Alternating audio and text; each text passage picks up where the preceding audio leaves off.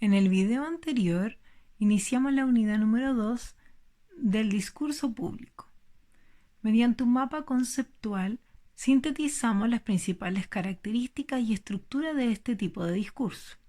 A continuación, a través de este mapa mental, vamos a hablar sobre las formas de elaboración del discurso.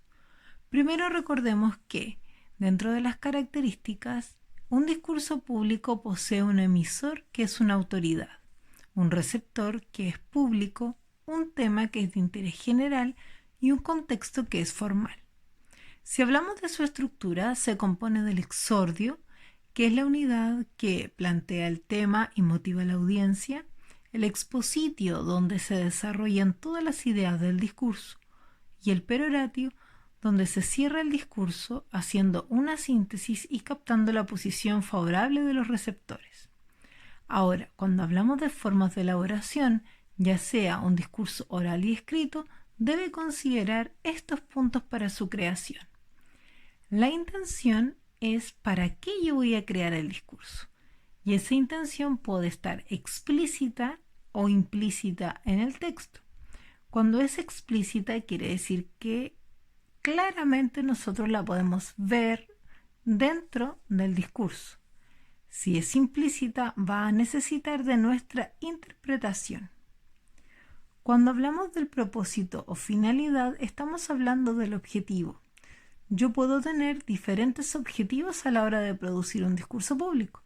Puedo querer convencer, persuadir, narrar, informar, etc. Y dependiendo del objetivo, ¿cierto?, voy a redactar mi discurso. La intención y el objetivo están completamente relacionados. Luego yo tengo la organización de las ideas. ¿A qué se refiere esto? Los discursos públicos no pueden ser muy extensos.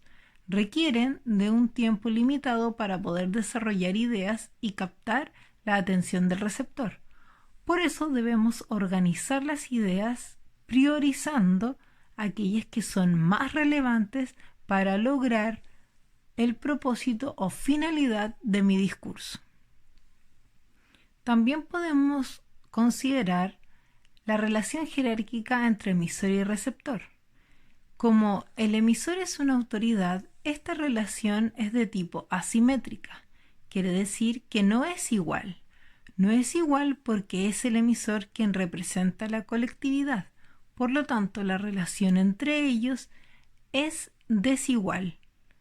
Y, por supuesto, considerando el contexto, esta relación se produce de manera formal. Otro de los elementos a considerar es el uso de los distintos tipos de discurso. Para poder lograr el propósito o finalidad y tener la posición favorable del receptor, podemos utilizar la narración, la descripción, la caracterización, etc. Quiere decir que dentro de este discurso podemos usar diferentes tipos de discursos para lograr nuestro objetivo. Además, podemos encontrar dentro de las formas de elaboración el uso del conjunto de saberes o enciclopedia. Esto quiere decir que el emisor no debe asumir que el receptor lo conoce todo. Debe siempre contextualizar y utilizar las palabras precisas para que el receptor comprenda todo lo que se está manifestando en el discurso. Existe además las perspectivas del emisor. Las perspectivas se refieren al punto de vista que va a tener el emisor dentro del discurso.